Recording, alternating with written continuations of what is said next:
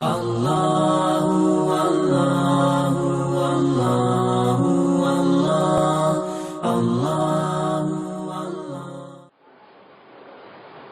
للہ وکفا وسلام علی عبادہ الذین اصطفى اما بعد اعوذ باللہ من الشیطان الرجیم بسم اللہ الرحمن الرحیم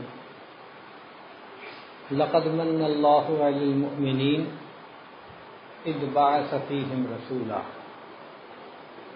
سبحان ربک رب العزۃ عما یصفون وسلام علی المرسلین والحمد للہ رب العالمین اللہم صل علی سیدنا محمد وعلی آل سیدنا محمد وبارک وسلم اللہم صل علی سیدنا محمد وعلی آل سیدنا محمد وبارک وسلم اللہم صل علی سیدنا محمد وعلی آل سیدنا محمد وبارک وسلم۔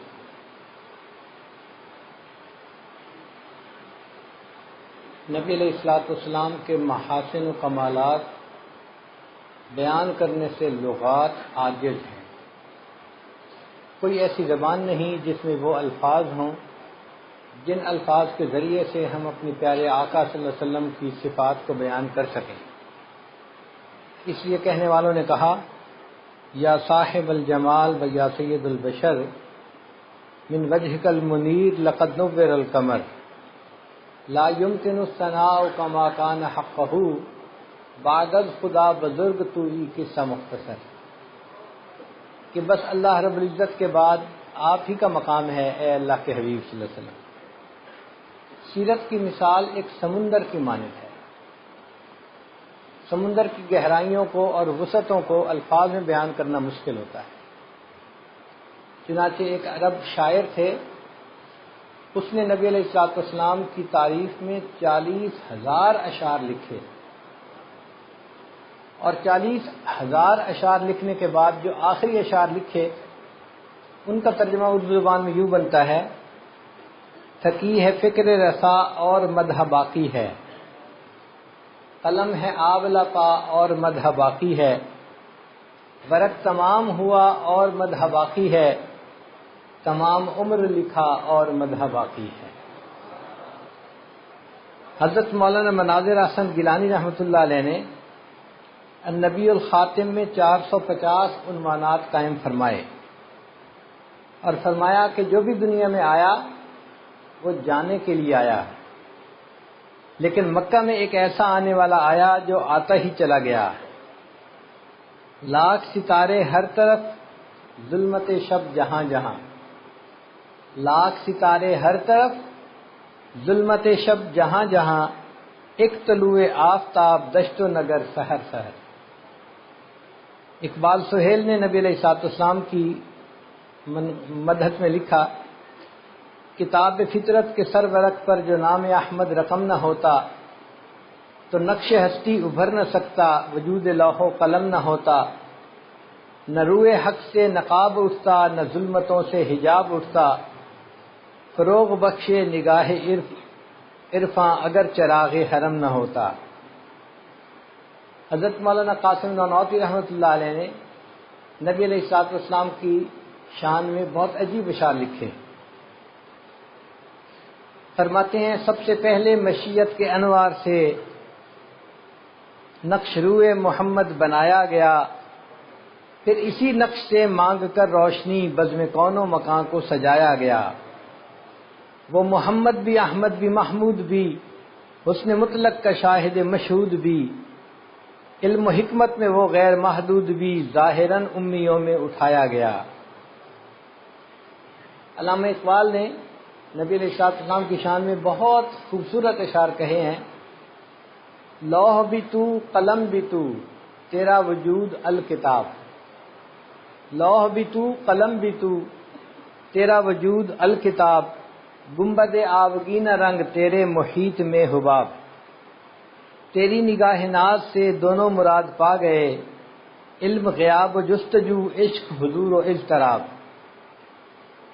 شوکت سنجر و سلیم تیرے جلال کی نمود، فقر جنید و بایزید تیرا جمال بے نقاب.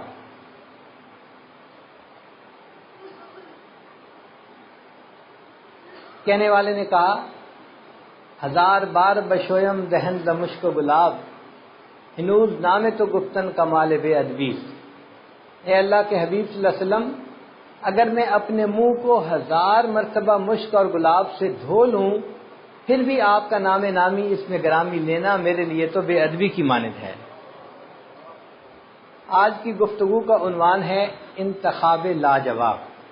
انتخاب لاجواب. اب اس کو ایک مثال سے سمجھ لیجئے کہ اگر کسی بڑے امیر آدمی نے اپنی بیٹی کی شادی کرنی ہو نا تو اس کی کوشش یہ ہوتی ہے کہ میں بیٹی کے لیے ایسی چیزیں بناؤں جو دوسروں سے انوکھی ہوں، الگ ہوں. چنانچہ اس کے لیے جہیز کے کپڑے بھی بہت انوکھے ہوں گے، خوبصورت ہوں گے، فرنیچر بھی بہت خوبصورت ہوگا، جیولری بھی بہت خوبصورت ہوگی، گاڑی بھی خوبصورت ہوگی، جو گھر بنایا جائے گا وہ بھی خوبصورت ہوگا.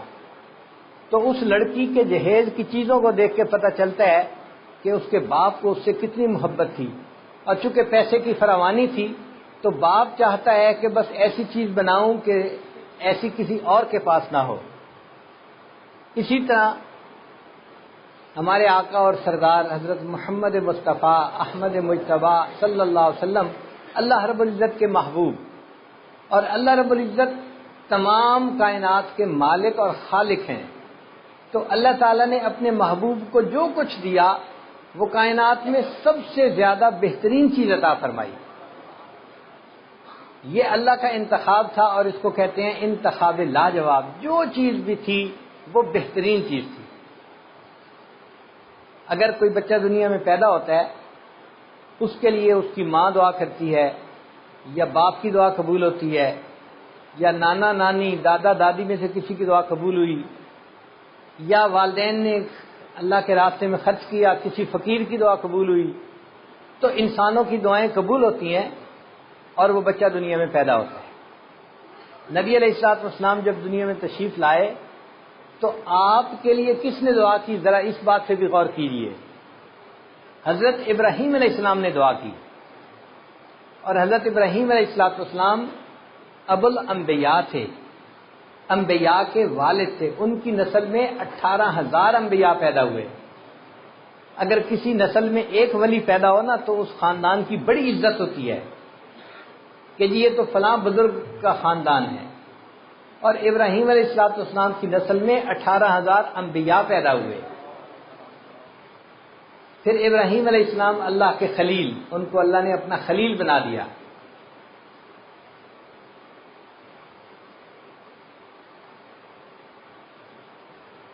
اللہ رب العزت نے انہیں فرمایا کہ میرے خلیل میرا گھر بناؤ، بیت اللہ کو بناؤ. تو حضرت ابراہیم علیہ السلام معمار کعبہ بنے، کعبہ بنانے والے.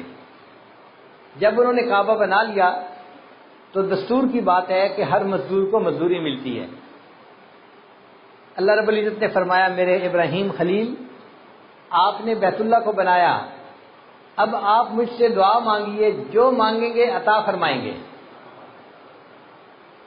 جو مانگیں گے آپ کی دعا کو قبول کر لیا جائے گا. تو سیدنا ابراہیم علیہ السلام نے دعا مانگی کہ یا اللہ میں بھی آپ سے وہ نعمت مانگوں گا جو آپ کے خزانے میں بھی ایک ہی ہے. اے اللہ میں دنیا کے جواہر اور لال نہیں مانگتا، میں دنیا کا مال و منال نہیں مانگتا، اور میں کوئی فضل و کمال نہیں مانگتا. اے اللہ میں صرف آپ سے آمنہ کا لال مانگتا. ربنا وابعث فیہم رسولا، اے اللہ اپنے محبوب صلی اللہ علیہ وسلم کو بھیج دیجئے دنیا میں. نبی علیہ السلام نے ارشاد فرمایا میں ابراہیم علیہ السلام کی دعا کی قبولیت بن کے دنیا میں آیا ہوں. تو دیکھیں دعا مانگنے والے جو تھے وہ سب سے بہترین. ابراہیم علیہ السلام نے 2 دعائیں مانگی تھیں. ایک دعا مانگی تھی تو اسماعیل علیہ السلام پیدا ہوئے، اور پھر دوسری دعا مانگی تو اللہ کے حبیب صلی اللہ علیہ وسلم دنیا میں تشریف لائے. ایک زمزم والا دنیا میں آ گیا اور دوسرے کوثر والا بھی دنیا میں آ گیا. ایک اللہ کا محب دنیا میں آ گیا اور جب دوسری مانگی تو اللہ کا محبوب دنیا میں آ گیا. پہلی دعا مانگی تو اللہ نے بیت اللہ کا معمار عطا فرما دیا، اور دوسری دعا مانگی تو اللہ نے بیت اللہ کا کنجی بردار عطا فرما دیا۔ تو ابراہیم علیہ السلام کی دونوں دعائیں قبول ہوئیں۔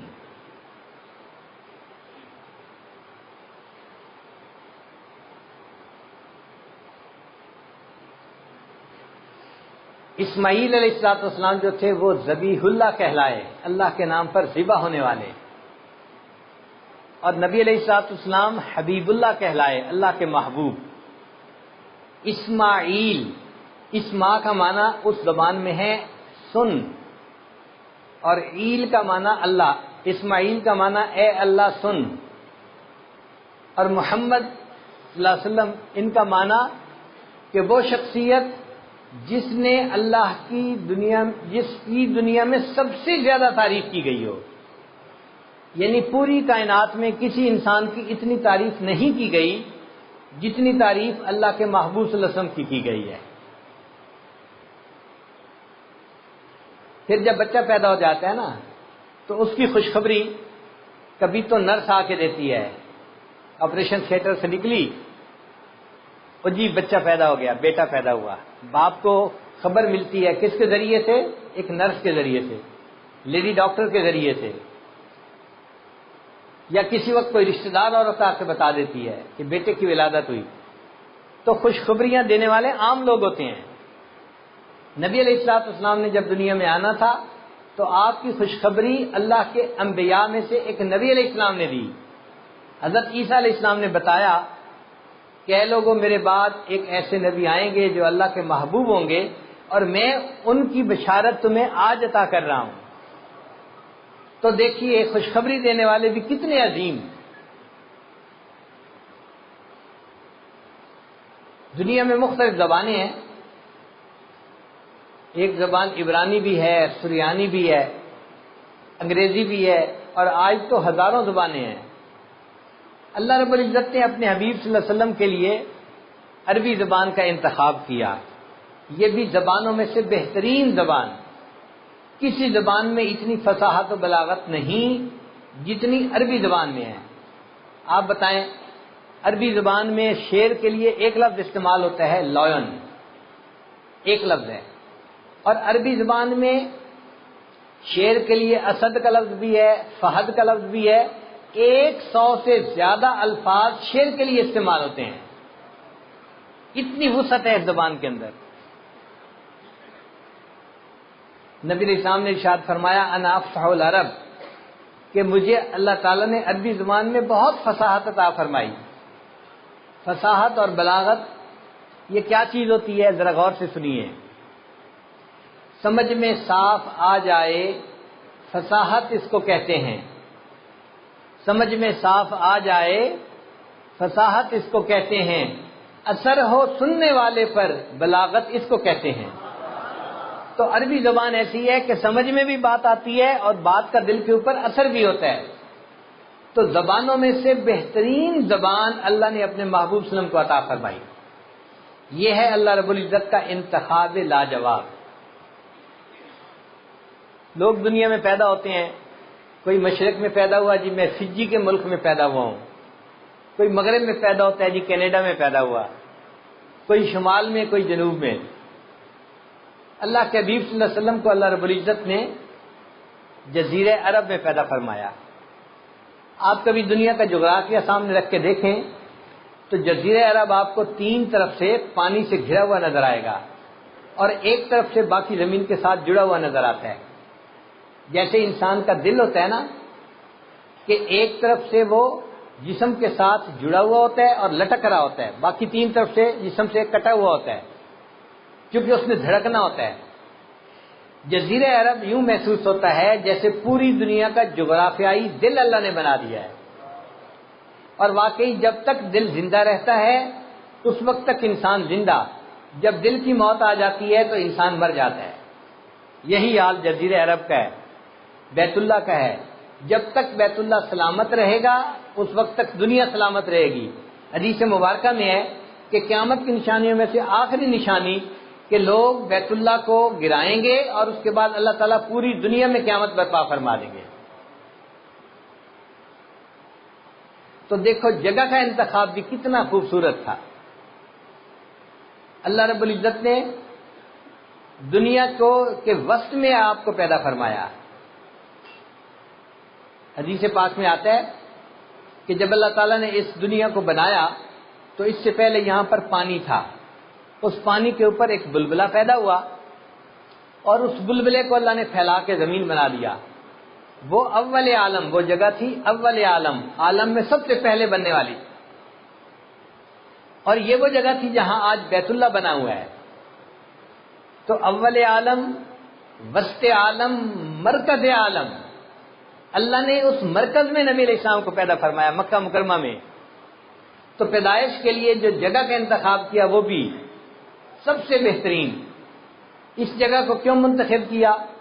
آپ لوگ جانتے ہیں تالاب کے درمیان میں اگر کنکر پھینکا جائے نا تو جو لہریں وہاں سے پھیلتی ہیں وہ چاروں طرف کنارے تک پھیلتی چلی جاتی ہیں.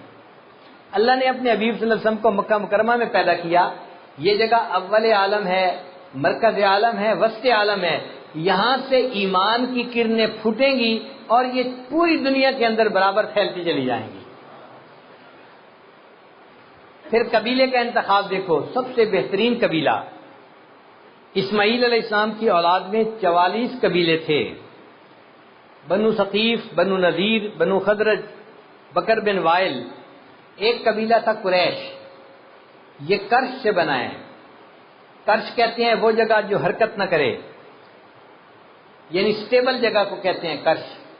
تو قریش کو قریش اس لیے کہا جاتا تھا کہ اس قبیلہ کے لوگ مستقل مزاج ہوتے تھے، وہ ڈھل مل یقین نہیں ہوتے تھے، بڑی بہترین قوت ارادی کے مالک ہوتے تھے، مستقل مزاج ہوتے تھے.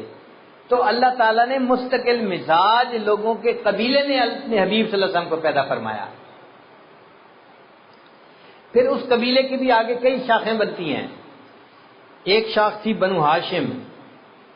یہ شاخ بہت مہمان نواز تھی اور پورے قریش میں ان کی عزت بہت زیادہ تھی جی کہ وہ تو بڑے مہمان نواز لوگ ہیں. اللہ نے اپنے حبیب صلی اللہ علیہ وسلم کو بنو ہاشم میں پیدا فرمایا. تو قبیلہ بھی بہترین اور قبیلے کی جو آگے شاخ تھی وہ بھی بہترین. پھر اللہ رب العزت نے اپنے محبوب صلی اللہ علیہ وسلم کے دادا کو منتخب فرمایا. نبی علیہ السلام کے دادا تھے عبد المطلب. نبی علیہ السلام کے دادا تھے اور یہ بیت اللہ کے کنجی بردار تھے. تو اللہ رب العزت نے ایسے دادا کے ہاں پیدا کیا کہ جو بیت اللہ کے کنجی بردار تھے، اس لیے کہ اس کنجی نے بالآخر نبی علیہ السلام کے مبارک ہاتھوں میں پہنچنا تھا. پھر والد کا انتخاب دیکھیے. عبد المطلب کے 12 بیٹے تھے. ان میں سے ایک کا نام تھا عبد العزا، جس کو ابو لہب کہتے ہیں نا، اس کا اصل نام تھا عبد العزا. ایک کا نام تھا عبد الشمس، یعنی بتوں کے اوپر نام رکھے گئے تھے. ایک کا نام تھا عبد الحارث. ایک کا نام تھا نوفل، سخت جگہ. ایک کا نام تھا حمزہ، لمبی جگہ. ایک کا نام تھا عباس، پتھریلی جگہ. تو دیکھو کہ چچاؤں کے جو نام تھے وہ بھی بے معنی سے نام تھے یا بتوں کے اوپر نام تھے. اور ایک بیٹا ان کا تھا جس کا نام تھا عبداللہ، اللہ کا بندہ. اللہ نے عبداللہ کے گھر میں نبی علیہ السلام کو پیدا فرمایا. کوئی میرے محبوب کو یہ نہ تانا دے سکے کہ جی اس کے تو والد کا نام بتوں کے نام پہ تھا. اللہ کا چناؤ دیکھو کتنا خوبصورت ہے. پھر والدہ کے قبیلے کا انتخاب. ایک قبیلہ تھا بنو ثقیف، شاخوں والا قبیلہ. ایک تھا بنو نذیر، کانٹوں والا قبیلہ. ایک تھا بنو زہرہ، تر و تازگی والا قبیلہ. پھول تر و تازہ ہوتا ہے نا تو اس کو زہرہ کہتے ہیں. تو جس قبیلے کا معنی تھا تر و تازہ قبیلہ، بی بی آمنہ کا قبیلہ وہ قبیلہ تھا. پھر دیکھیے عورتوں کے نام اس زمانے میں عجیب و غریب ہوتے تھے. بعض عورتوں کا نام تھا خنسا، بد شکل، حربا، لڑنے والی. مگر اللہ نے اپنے محبوب صلی اللہ علیہ وسلم کے لیے جو والدہ چنی تو والدہ کا نام کیا تھا؟ آمنہ، امن والی، امانت کا خیال رکھنے والی. تو ماں کا نام بھی بہترین نام، کوئی اس پہ بھی اعتراض نہیں کر سکتا کہ جی آقا صلی اللہ علیہ وسلم کی والدہ کا نام ایسا بے معنی سا نام تھا، نہیں۔ اللہ نے فرمایا کہ چونکہ یہ میرے محبوب صلی اللہ علیہ وسلم کو گود میں پالے گی، اس لیے یہ امانت والی ہونی چاہیے، کہ امن والی ہونی چاہیے۔ آمنہ ان کا نام تھا۔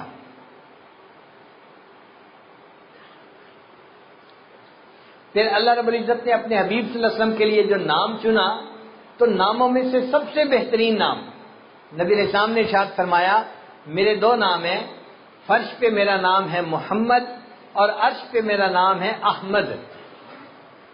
محمد کے معنی کیا ہیں؟ وہ ہستی کہ دنیا میں جتنی تعریف اس کی گئی ہو، پوری دنیا میں کسی اور کی اتنی تعریف نہ کی گئی ہو، یہ بھی معنی بالکل ٹھیک ہے۔ اور احمد کا معنی وہ ہستی کہ جس نے اللہ کی اتنی تعریفیں کی ہوں کہ اس سے زیادہ کوئی اللہ کی تعریف کر ہی نہ سکا ہو۔ تو نبی علیہ السلام محمد بھی تھے اور احمد بھی تھے، آپ کے نام بھی بہترین۔ اور انبیاء کے ناموں کا ذرا حساب لگائیے۔ آدم گندم گوں یعنی گندمی رنگ والا، نوح علیہ السلام نوحہ کرنے والا، زکریا علیہ السلام سبق والا، ادریس علیہ السلام درس والا، یوسف علیہ السلام افسوس والا، یعقوب علیہ السلام بعد میں آنے والا، موسیٰ علیہ السلام پانی سے نکالا ہوا، عیسیٰ علیہ السلام سیاحت کرنے والا۔ مختلف انبیاء کے ناموں کے معنی دیکھیں تو وہ بھی عجیب و غریب ہیں، مگر میرے آقا صلی اللہ علیہ وسلم کے لیے اللہ نے جو نام پسند کیا وہ ناموں میں سے بہترین نام کہ جتنی تعریف آپ کی ہوئی دنیا میں ہوئی اتنی تعریف کسی کی نہیں ہوئی، اور جتنی تعریف آپ نے اللہ رب العزت کی تھی اتنی تعریف مخلوق میں کسی نے اللہ رب العزت کی نہیں کی۔ آپ احمد بھی تھے اور محمد بھی تھے۔ آپ ذرا غور کیجئے کہ نہ محمد کے نام پہ نقطہ ہے نہ احمد کے نام پہ نقطہ ہے۔ اللہ نے اپنے لیے بھی نقطے کو پسند نہیں کیا، اللہ کے نام پہ نقطہ نہیں ہے، جتنے حروف ہیں بے نقطہ حروف ہیں۔ نقطہ کیوں پسند نہیں کیا؟ کہ کہیں نقطے کی وجہ سے لوگ شرک نہ کرنے لگ جائیں اور چیزیں ساتھ نہ ملانے لگ جائیں۔ اللہ نے فرمایا نہ کوئی میرا شریک بن سکتا ہے، نہ کوئی میرے محبوب کی رحمت للعالمین میں شریک بن سکتا ہے۔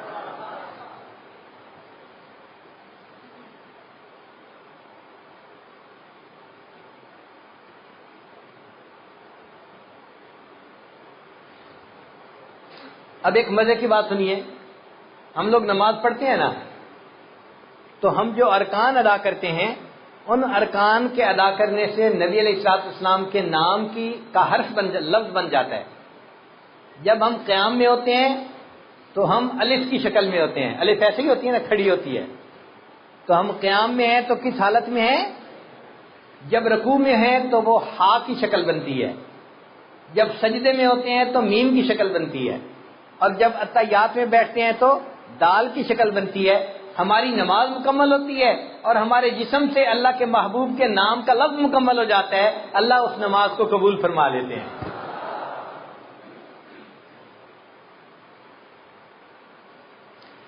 پھر محمد کا لفظ دیکھیں، محبت کا لفظ آپ اگر ادا کریں نا تو آپ کے ہونٹ 2 دفعہ ملیں گے آپس میں، محبت 2 دفعہ ہونٹ ملتے ہیں، اور اگر محمد کا لفظ ادا کریں تو بھی ہونٹ 2 دفعہ ملتے ہیں۔ لہذا جو محمد صلی اللہ علیہ وسلم کی تعلیمات پر چلے گا اللہ رب العزت اس کو محبتوں والی زندگی عطا فرمائیں گے۔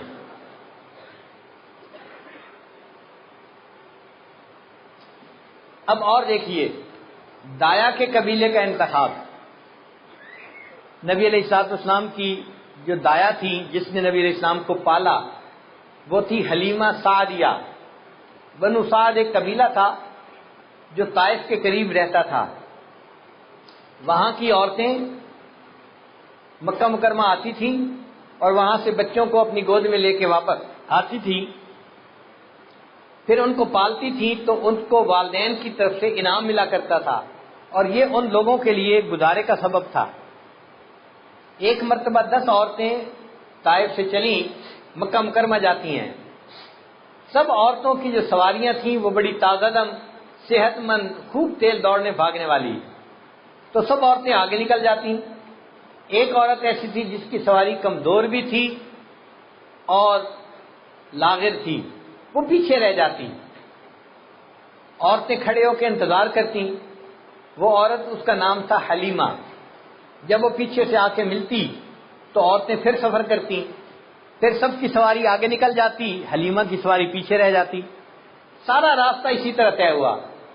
جب آخری منزل تھی، یعنی اب آگے مکہ مکرمہ میں داخل ہونے کا وقت تھا، اس وقت ان عورتوں نے حلیمہ سے بات کی کہ حلیمہ، ہم جگہ جگہ ٹھہرتی آئی ہیں اور آپ کا انتظار کرتی آئی ہیں، اور اس میں ہمارا وقت بہت زیادہ لگ گیا ہے، دیر ہو رہی ہے، اب آپ ہمیں اجازت دیں، آپ جب بھی پہنچ جانا، ہم جاتی ہیں اور جا کے بچوں کو لے کے واپس جانا ہے، چونکہ واپسی کا بھی سفر کرنا ہے۔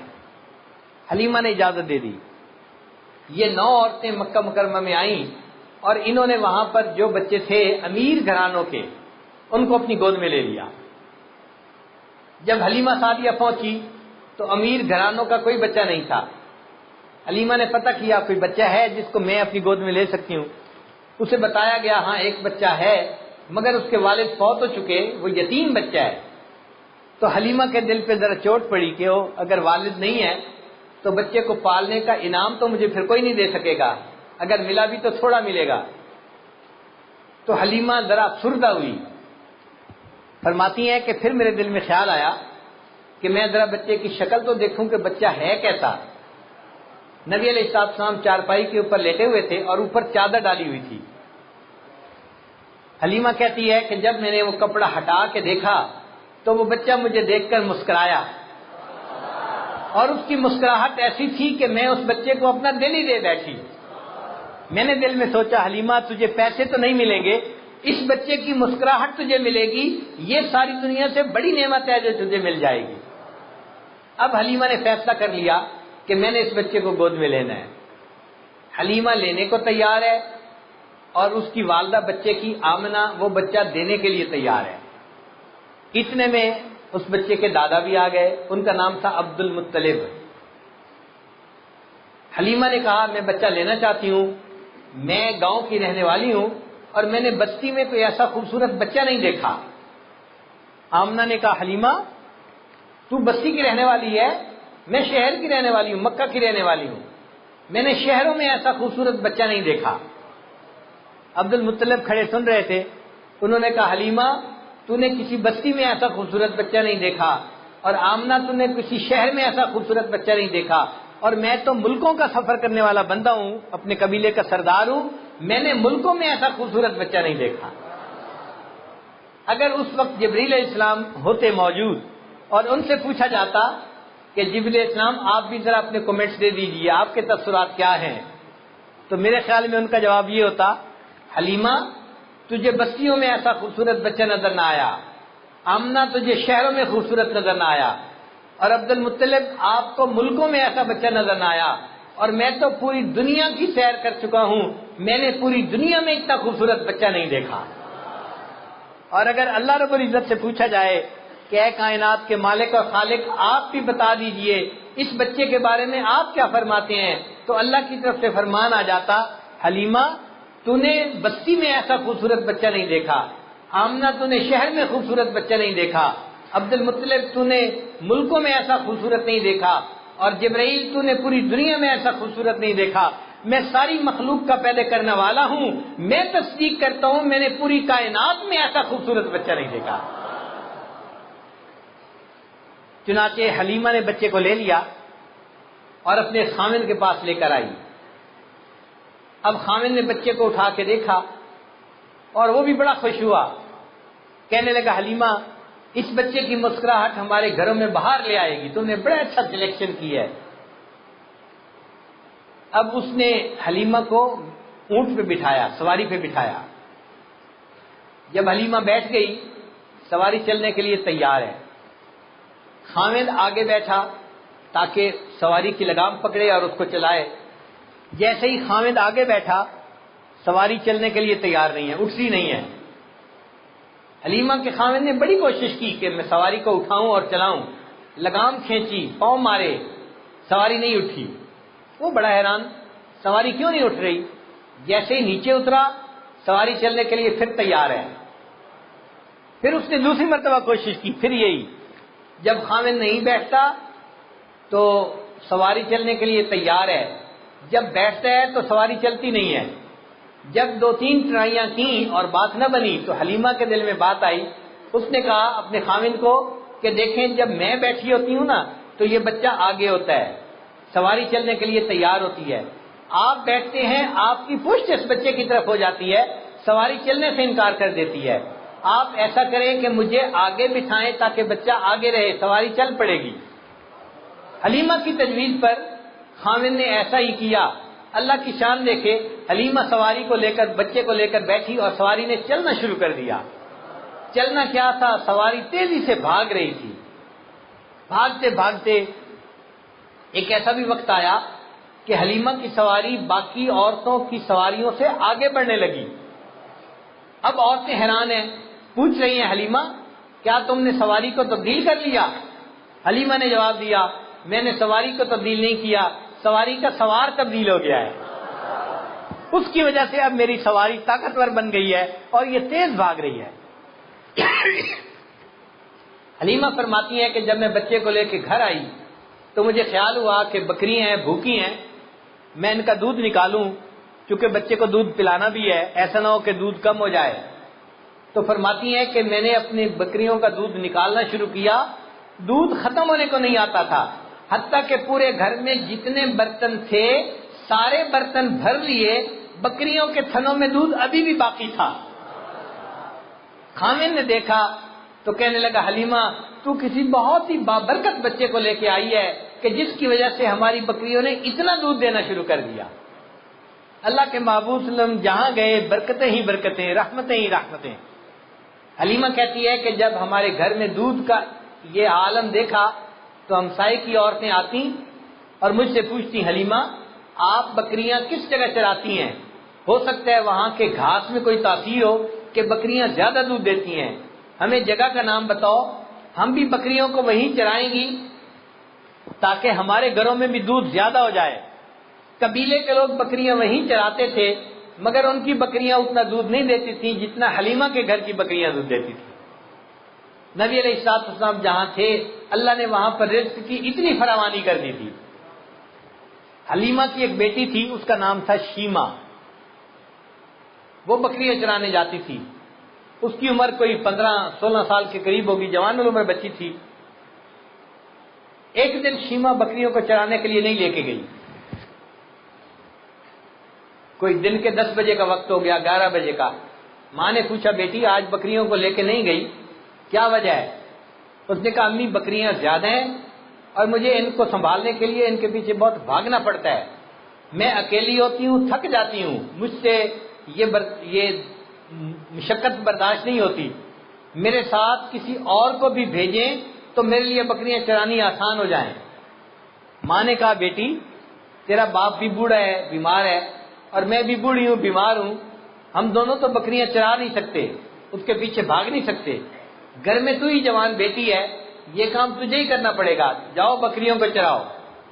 شیمہ کہنے لگی اچھا اماں اگر مجھے بکریاں چرانے کے لیے بھیجنا ہے نا تو یہ چھوٹے بھائی محمد کو میرے ساتھ بھیج دیجیے۔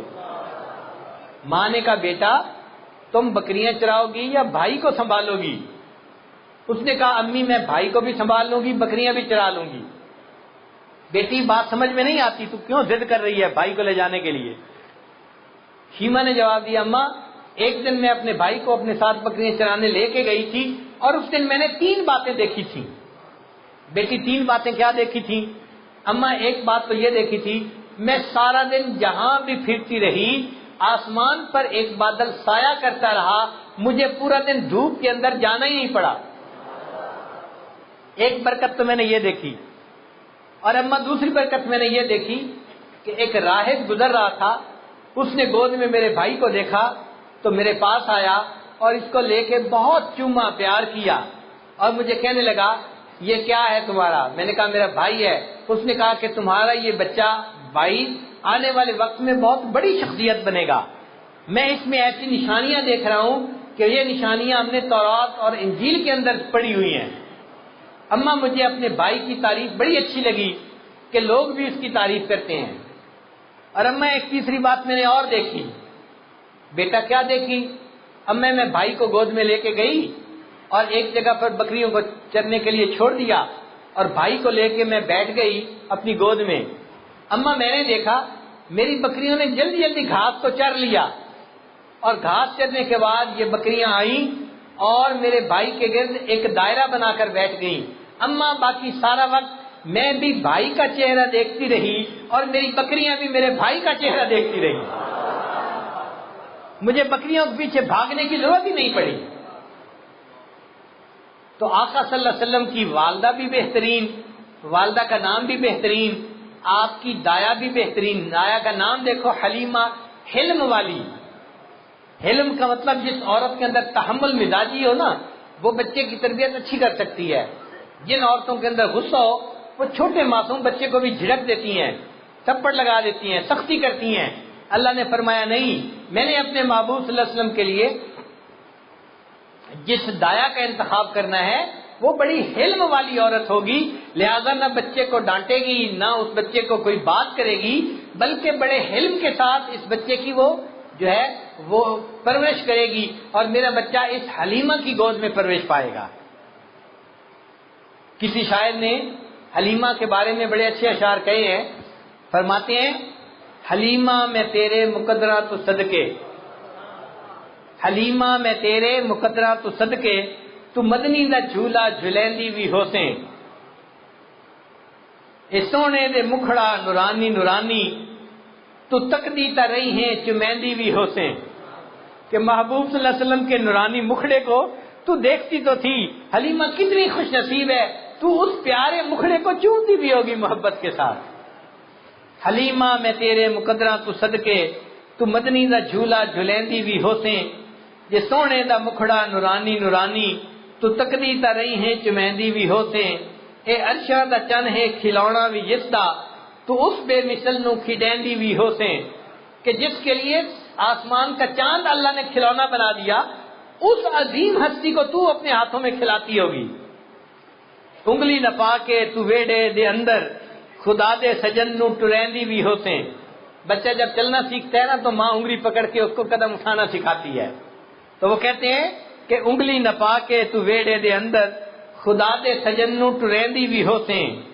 نوا کے سجا کے تے کجلا بھی پا کے، نوا کے سجا کے تے کجلا بھی پا کے، تو تھوڑی ہلا کے ہسیندی بھی ہوسیں. ماں بچے کو جب تیار کرتی ہے نا تو اس کی تھوڑی کو ہلا کے کہتی ہے بچہ ذرا ہنس کے مسکرا کے دکھاؤ. تو اللہ کے محبوب صلی اللہ علیہ وسلم کو کہتی ہوگی کہ مسکرا کے دکھاؤ، اور میرے آقا صلی اللہ علیہ وسلم کا مسکراتا ہوا چہرہ تو دیکھتی ہوگی.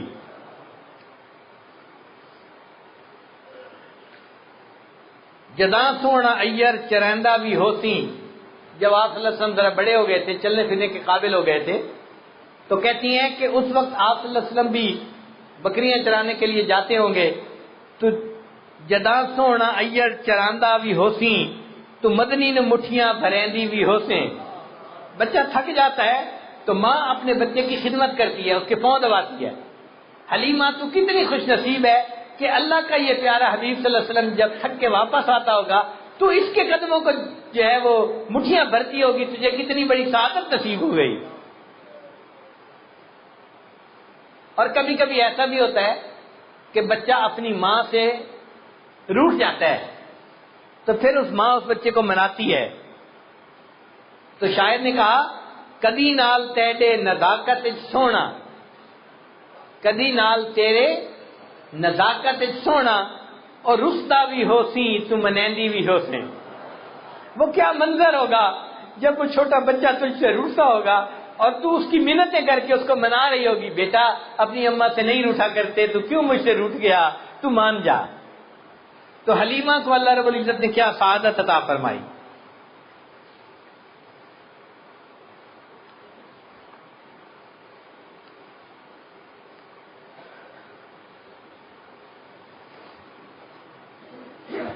پھر نبی علیہ الصلوۃ والسلام نے اپنے حبیب صلی اللہ علیہ وسلم کے لیے جو بیویوں کا انتخاب کیا وہ بھی کائنات میں سب سے اعلیٰ عورتیں تھیں. اور اس کی گواہی کوئی بندہ نہیں دے رہا، بندے تو دیتے ہی ہیں. بندوں کا پروردگار اللہ رب العزت گواہی دے رہا ہے. اللہ نے فرمایا یا نساء النبی لستن کاحد من النساء، اے نبی علیہ السلام کی بیویو تم عام عورتوں کی طرح نہیں ہو. مقصد کہنے کا کیا تھا کہ تمہاری جیسی کوئی اور عورت اس دنیا میں موجود ہی نہیں ہے. تو اللہ نے محبوب صلی اللہ علیہ وسلم کی بیویوں کی تعریف فرمائی کہ ایسی عورت دنیا میں کوئی اور ہے نہیں جیسے میرے محبوب کی.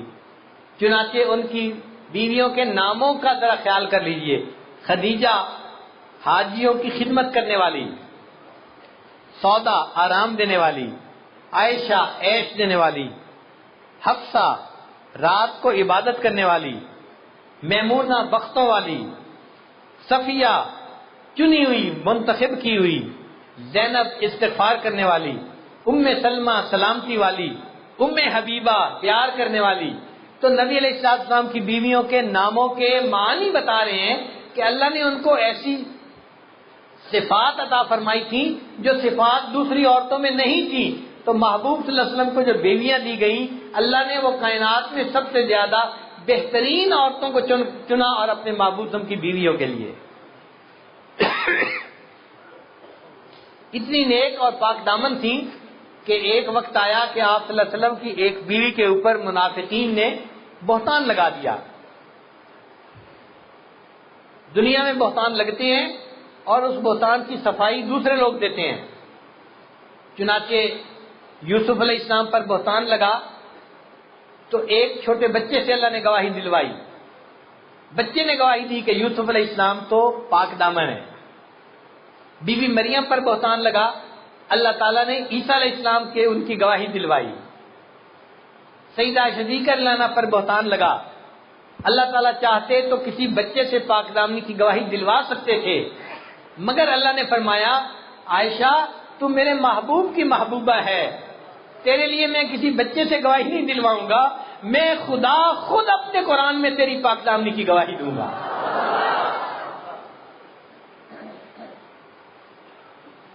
پھر نبی علیہ السلام کے 3 بیٹے تھے. ایک کا نام تھا قاسم، تقسیم کرنے والا، برکتوں کو تقسیم کرنے والا. ایک کا نام تھا طیب طاہر، پاکیزگی والا. ایک کا نام تھا ابراہیم، بزرگی والا. تو دیکھو بیٹوں کے نام بھی کتنے پیارے ہیں. نبی علیہ السلام نے ارشاد فرمایا اگر میرے بعد کوئی نبی آنا ہوتا تو اللہ تعالیٰ میرے بیٹے کو نبوت عطا فرماتے، لیکن میرے بعد کوئی نبی نہیں آئے گا. تو ختم نبوت کا مقام اللہ نے کس کو عطا فرمایا؟ اپنے حبیب صلی اللہ علیہ وسلم کو عطا فرمایا. اس لیے نبی علیہ السلام کے تشریف لے جانے کے بعد جو کوئی دنیا میں نبی ہونے کا دعویٰ کرے گا وہ جھوٹا ہوگا، کذاب ہوگا، دجال ہوگا. اب اگر کوئی کہے جی کہ عیسیٰ علیہ السلام بھی تو نبی تھے، ہاں نبی تھے، لیکن جب آئیں گے تو نبی علیہ السلام کے امتی بن کے تشریف لائیں گے، نبی علیہ السلام کی لائی ہوئی شریعت پر عمل کرنے والے بن کر آئیں گے. یہ نبی علیہ السلام کی عظمت ہے کہ ان کی شریعت کی اشاعت کے لیے اللہ اپنے انبیاء میں سے ایک نبی کو دوبارہ بھیجیں گے. پھر نبی علیہ السلام کی بیٹیوں کا انتخاب دیکھیں.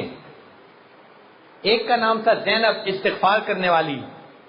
ایک کا نام تھا رقیہ، خامن کی خدمت کرنے والی. ایک کا نام تھا ام کلثوم، بچوں کی اچھی تربیت کرنے والی. اور ایک کا نام تھا فاطمہ، دوزخ سے بری اور آزاد ہونے والی. نبی علیہ السلام نے فرمایا کہ میری بیٹی فاطمہ کو اللہ تعالیٰ نے جنت کی خواتین کا سردار بنا دیا ہے. تو بیٹی بھی دیکھو اللہ نے کیسی عطا فرمائی. نبی علیہ السلام سیدہ فاطمہ الزہرا رضی اللہ تعالیٰ عنہ سے بہت محبت فرماتے تھے. جب وہ تشریف لاتی تھیں تو نبی علیہ السلام اٹھ کر استقبال کرتے تھے. ایک مرتبہ سیدہ فاطمہ الزہرا رضی اللہ تعالیٰ عنہ نے 4 روٹیاں بنائیں، ایک حضرت علی رضی اللہ عنہ کے لیے، ایک اپنے لیے، ایک سیدنا حسن رضی اللہ عنہ کے لیے، ایک سیدنا حسین رضی اللہ عنہ کے لیے. اب باقی 3 نے تو اپنی اپنی روٹیاں کھا لی. جب سیدہ فاطمہ الزہرا رضی اللہ تعالیٰ عنہ نے کھانا شروع کیا تو دل میں خیال آیا فاطمہ آپ تو کھانا کھا رہی ہیں، پتہ نہیں آپ کے ابا حضور کو کچھ کھانے کو ملا یا نہیں ملا. تو سیدہ فاطمہ الزہرا رضی اللہ تعالیٰ عنہ نے آدھی روٹی کھا لی اور باقی آدھی روٹی اپنے والد گرامی کے لیے تحفے کے طور پر بچا دی، اپنی چادر کے کونے میں لپیٹ لی اور نبی علیہ السلام کو ملنے کے لیے حاضر خدمت ہوئی. نبی علیہ السلام نے استقبال کیا. بیٹی فاطمہ کیسے آنا ہوا؟ اب حضور میں آپ کے لیے آدھی روٹی ہدیہ اور تحفہ لے کر آئی ہوں کہ پتہ نہیں آپ نے کچھ کھایا یا نہیں کھایا۔ نبی علیہ السلام نے اس تحفے کو قبول کیا۔ حدیث پاک میں آتا ہے کہ اللہ کے محبوب صلی اللہ علیہ وسلم نے اس میں سے ایک لقمہ روٹی کا توڑا اور اپنے منہ میں ڈالا اور فرمایا فاطمہ قسم ہے اس پروردگار کی جس کے قبضے میں میری جان ہے، آج 3 دن گزر گئے تیرے والد کے منہ میں روٹی کا لقمہ نہیں گیا۔ ایسی محبت کرنے والی بیٹی تھی۔ اللہ ایسی بیٹی ہر کسی کو عطا فرمائے۔ تو بیٹیاں بیٹیوں میں سے بہترین، بیویاں عورتوں میں سے بہترین۔ پھر نبی علیہ السلام کو اللہ نے جو دوست دیے وہ دوستوں میں بہترین۔ نبی علیہ السلام نے فرمایا میرے 2 وزیر دنیا میں ہیں اور 2 وزیر آخرت میں ہیں۔ دنیا میں میرے 2 وزیر ابو بکر اور عمر ہیں اور آخرت میں میرے 2 وزیر جبرائیل اور میکائیل ہیں۔ آپ دیکھو کسی کے دوست ایسے ہو سکتے ہیں؟ سیدنا صدیق اکبر کیسے دوست تھے؟ دوستی نبھائی کہ نہیں نبھائی؟ ان کے بارے میں کسی شاعر نے کہا پیغمبر تو نہ تھا لیکن پیغمبر جیسا لگتا تھا، پیغمبر تو نہ تھا لیکن پیغمبر جیسا لگتا تھا، وہ دریا تھا مگر گہرے سمندر جیسا لگتا تھا۔ اور حضرت عمر رضی اللہ تعالیٰ عنہ تو اسلام کی شان و شوکت بڑھانے والے، محبوب صلی اللہ علیہ وسلم نے ان کے لیے دعائیں مانگی اور اللہ نے ان کو اسلام عطا فرما دیا۔ تو جیسے محبوب کے ساتھی دنیا میں کسی کو ایسے ساتھی نہیں ملے ہوں گے۔ ابراہیم علیہ اللہ تعالیٰ نے موسیٰ علیہ السلام کو بھی ساتھی دیے تھے، لیکن وہ ایسے ساتھی تھے کہ جب ایک موقع پہ جانا پڑا اور موسیٰ علیہ السلام نے کہا کہ بھئی آؤ بستی میں داخل ہو جائے، اللہ نے حکم دیا ہے، کہنے لگے اذهب انت وربک فقاتلا انا ہاہنا قاعدون، آپ جائیں اور آپ کا پروردگار جائیں ان سے لڑنے کے لیے، ہم تو یہاں بیٹھے ہوئے ہیں۔ تو موسیٰ علیہ السلام کے ساتھیوں نے ان کا ساتھ چھوڑ دیا ایسے موقع پہ۔ حضرت عیسیٰ علیہ السلام کو بھی ساتھی ملے حواری، اور عیسیٰ علیہ السلام کو انہیں سمجھانا پڑا کہ من انصاری الی اللہ، اے میرے ساتھیوں تم میں سے کون ہے جو اللہ کے لیے میرا مددگار بن جائے، ان کو کہنا پڑا۔ لیکن نبی علیہ السلام کو اللہ نے جو ساتھی دیے نہ انہوں نے انکار کیا نہ ان کو سمجھانے کی ضرورت پیش آئی، بلکہ انہوں نے ایسا ساتھ نبھایا کہ نبی علیہ السلام نے فرمایا ابو بکر میں نے دنیا میں سب کے احسانات کے بدلے چکا دیے، تو نے میرے اوپر اتنے احسانات کیے ہیں، تیرا بدلہ قیامت کے دن اللہ چکائیں گے۔ تو نبی علیہ السلام کے دوست بھی بہترین۔ پھر نبی علیہ السلام کو اللہ نے کتاب عطا فرمائی قرآن مجید، وہ کتابوں میں بہترین، تورات، انجیل اور زبور، یہ بھی اللہ تعالیٰ کی طرف سے بھیجی گئی کتابیں ہیں، مگر وہ کتابیں تھیں، صحیفے پہ لکھی ہوئی چیز تھی۔ اس کی مثال اس طرح سمجھیں، ایک ہوتا ہے میسج، وہ لفظوں میں لکھا ہوا آ جاتا ہے، ایک ہوتا ہے وائس میسج کہ آواز آتی ہے کسی کی۔ وائس میسج ہمیشہ عام میسج سے زیادہ اعلیٰ ہوتا ہے۔ تو جو پہلی کتابیں تھیں وہ ریٹن میسیجز تھے اللہ کی طرف سے جو آئے تھے انبیاء کے اوپر، اور جو قرآن مجید ہے یہ کلام اللہ ہے۔ یہ کیا ہے؟ کلام اللہ ہے، کتاب اللہ بھی ہے کلام اللہ بھی ہے۔ اس لیے اللہ کے کلام ہونے کی نسبت کی وجہ سے اس کتاب کو باقی کتابوں پر فضیلت حاصل ہے۔ نبی علیہ السلام نے فرمایا تبرک بالقرآن فإنہ کلام اللہ، قرآن سے برکت حاصل کرو، یہ اللہ کا کلام ہے۔ اللہ بھی برکت والے، ان کا نام بھی برکت والا، ان کا کلام بھی برکت والا۔ تبارک اسم ربک، قرآن مجید میں ہے اللہ کا نام برکت والا ہے، تبارک اسم ربک، برکت والا ہے نام تیرے رب کا، تو اللہ کا نام بھی برکت والا، اللہ کی ذات بھی برکت والی۔ تبارک الذی بیدہ الملک، برکت والی ہے وہ ذات جس کے ہاتھ میں ملک اور سلطنت ہے، تو نام بھی برکت والا، اللہ کی ذات بھی برکت والی، اور اللہ کا کلام بھی برکت والا، قرآن مجید بھی برکت والا۔ تو دیکھیں برکتیں ہی برکتیں، اور اللہ کا قرآن اللہ نے اپنے حبیب صلی اللہ علیہ وسلم کو عطا کیا، تو کتابوں میں سے بہترین کتاب اللہ نے اپنے حبیب صلی اللہ علیہ وسلم کو عطا فرمائی۔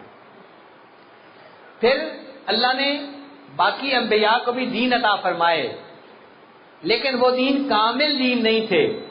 اللہ نے اپنے حبیب صلی اللہ علیہ وسلم کو دین عطا فرمایا اور فرمایا وَأَتْمَمْتُ عَلَيْكُمْ نِعْمَتِي، اے میرے محبوب صلی اللہ علیہ وسلم میں نے آپ پر اپنی نعمت کو مکمل کر دیا، وَرَضِيتُ لَكُمُ الْإِسْلَامَ دِينًا، اور میں نے تمہارے لیے دین اسلام کو پسند کر لیا۔ تو جو دین ملا وہ بھی دینوں میں سب سے بہترین دین، کتاب ملی وہ کتابوں میں سے بہترین، جو ساتھی ملے ساتھیوں میں بہترین، جو بیویاں ملی وہ بیویوں میں بہترین، جو اولاد ملی اولاد میں سے بہترین، جو نبی علیہ الصلوۃ والسلام کو اللہ نے شخصیت عطا فرمائی وہ شخصیتوں میں بہترین، اللہ تعالیٰ نے اپنے نبی صلی اللہ علیہ وسلم کو وہ خوبصورتی عطا فرمائی، وہ جمال عطا فرمایا کہ ایسا جمال کائنات میں کسی اور کو عطا نہیں ہوا۔ نبی علیہ السلام نے ارشاد فرمایا میرے بھائی یوسف سبی تھے اور میں ملی ہوں۔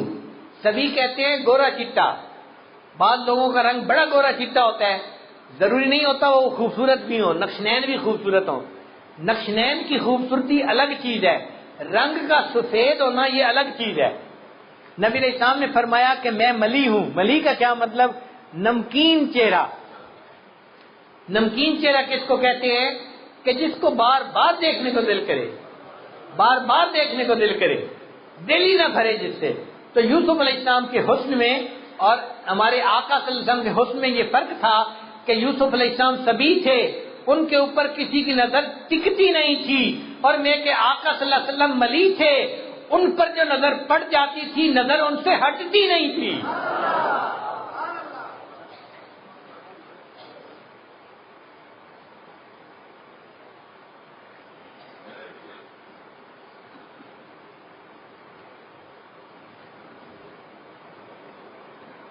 حضرت سید نفیس شاہ صاحب فرماتے ہیں واللیل سیاہی زلفوں کی چہرہ والضحیٰ اس کا، واللیل سیاہی زلفوں کی چہرہ والضحیٰ اس کا، سارے جہاں کا پیارا ہے آپ محب ہے خدا اس کا، رب نے بنایا جب اس کو خود آپ کہا سبحان اللہ۔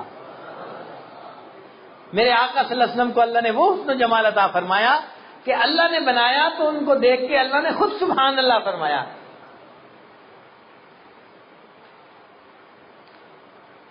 حضرت سید نفیس شاہ صاحب فرماتے ہیں اے رسول امی خاتم المرسلین تجھ سا کوئی نہیں، تجھ سا کوئی نہیں، اے رسول امی خاتم المرسلین تجھ سا کوئی نہیں، تجھ سا کوئی نہیں، ہے عقیدہ یہ اپنا بصدق و یقین، تجھ سا کوئی نہیں، تجھ سا کوئی نہیں، بزم کونین پہلے سجائی گئی پھر تیری ذات منظر پہ لائی گئی، سید الاولی سید الآخری تجھ سا کوئی نہیں، تجھ سا کوئی نہیں، دست قدرت نے ایسا بنایا تجھے جملہ اوصاف سے ہے سجایا تجھے، اے ازل کے ہنسی اے ابد کے ہنسی تجھ سا کوئی نہیں، تجھ سا کوئی نہیں، کوئی بتلائے کیسا سراپا لکھوں، کوئی ہے وہ کہ جس کو میں تجھ سا لکھوں، توبہ توبہ نہیں کوئی تجھ سا نہیں، تجھ سا کوئی نہیں، تجھ سا کوئی نہیں، تیرا سکہ رواں کل جہاں میں ہوا،